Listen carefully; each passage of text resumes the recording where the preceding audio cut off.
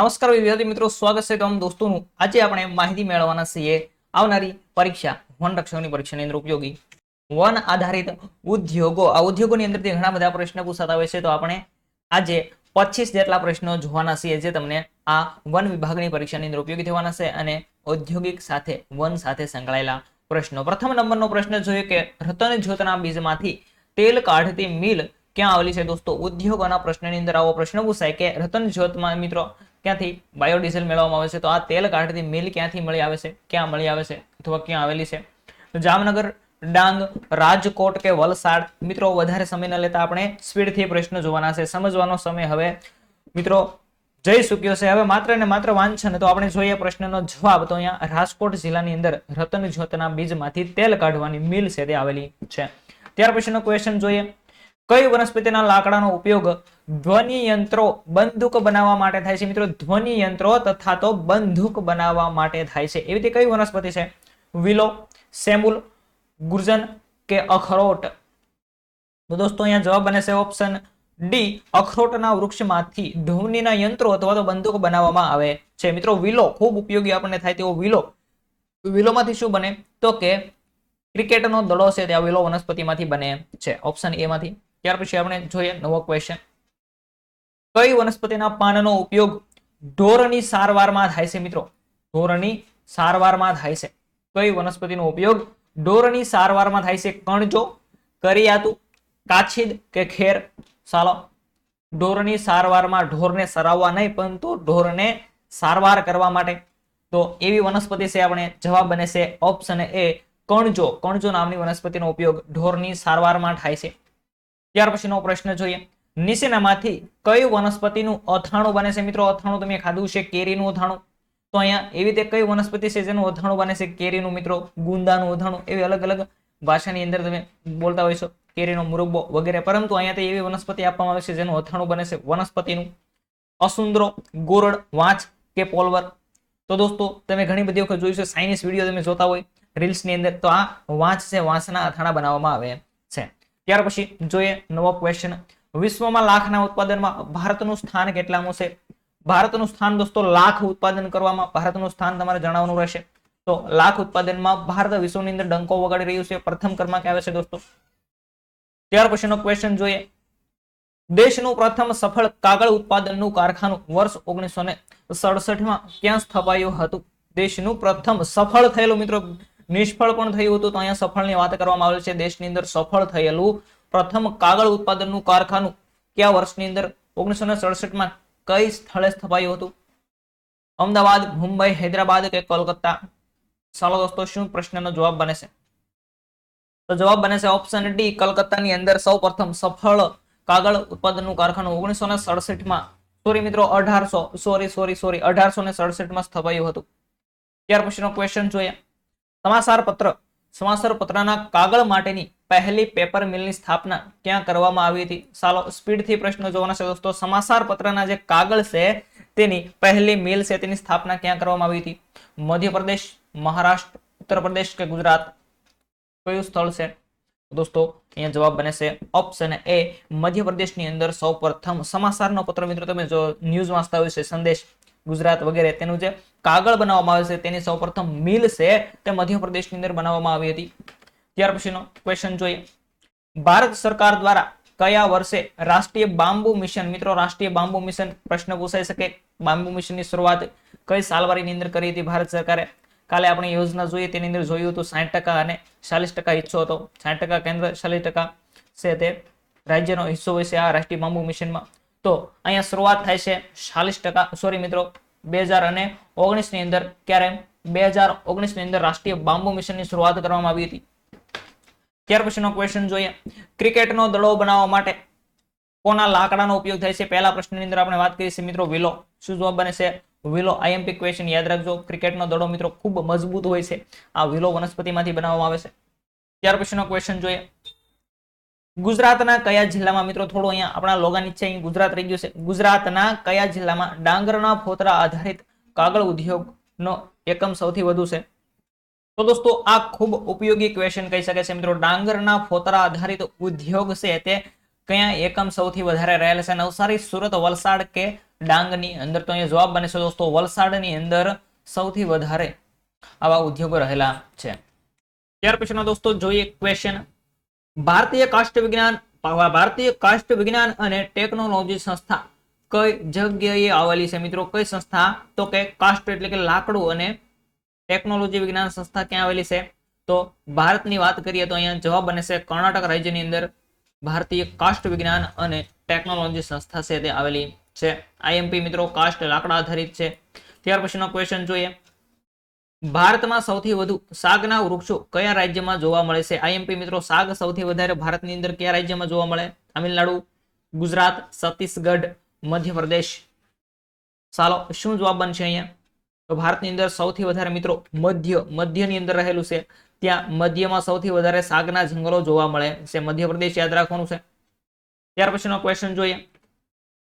ભારતમાં સૌથી વધુ સંદનના વૃક્ષો મિત્રો, સંદન સૌથી વધારે ક્યાં જોવા મળે છે? પુષ્પા જે કાપી લીધે છે જંગલમાંથી, તે સૌથી વધારે કયા રાજ્યમાં જોવા મળે છે? કેરળ, રાજસ્થાન, કર્ણાટક કે આસામ?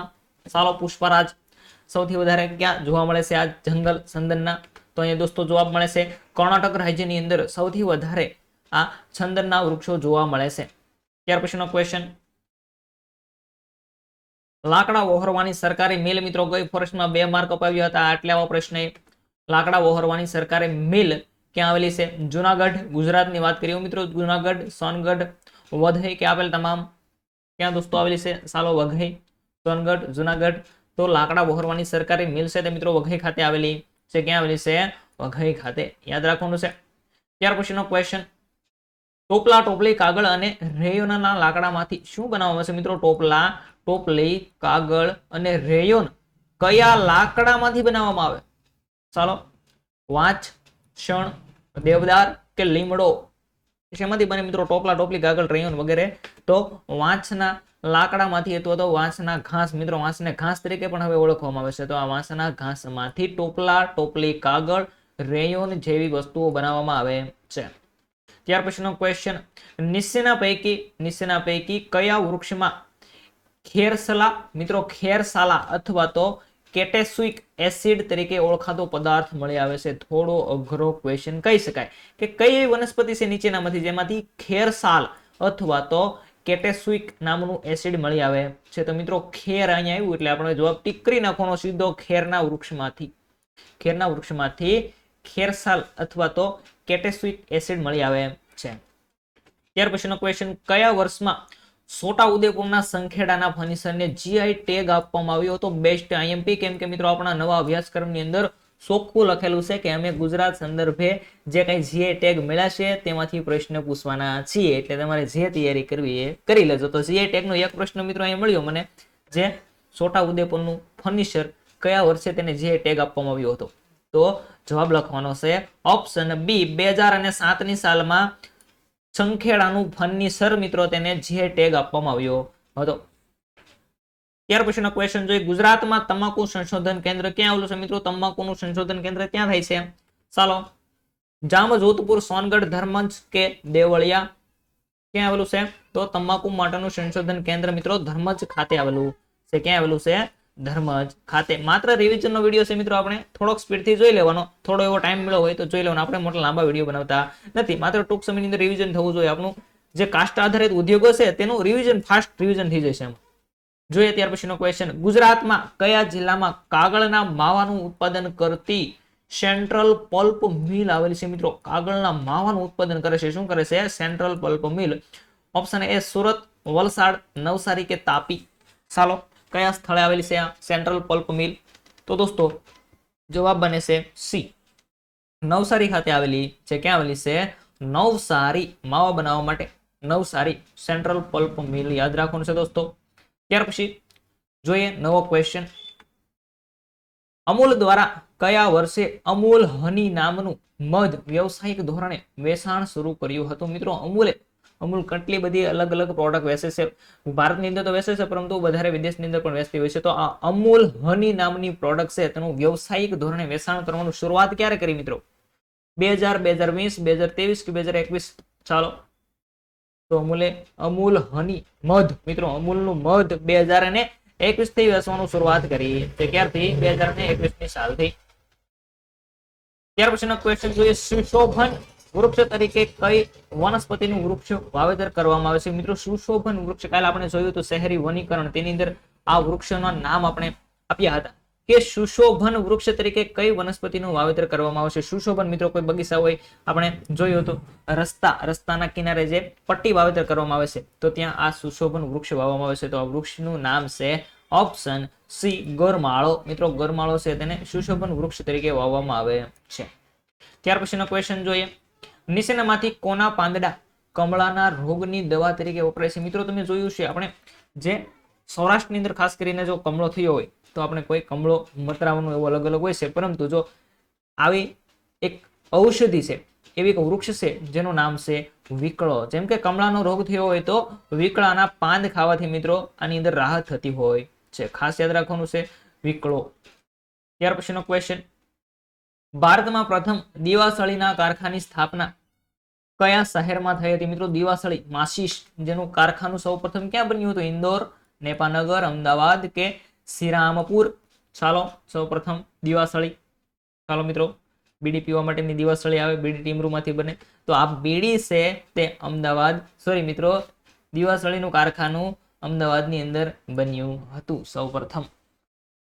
ત્યાર પછીનો ક્વેશ્ચન જોઈએ, ઇન્દિરા ગાંધી રાષ્ટ્રીય વન એકેડેમી, ઇન્દિરા ગાંધી રાષ્ટ્રીય વન એકેડેમી કયા રાજ્યમાં આવેલી છે? ચાલો ઉત્તર પ્રદેશ, ગુજરાત, ઉત્તરાખંડ કે મુંબઈ?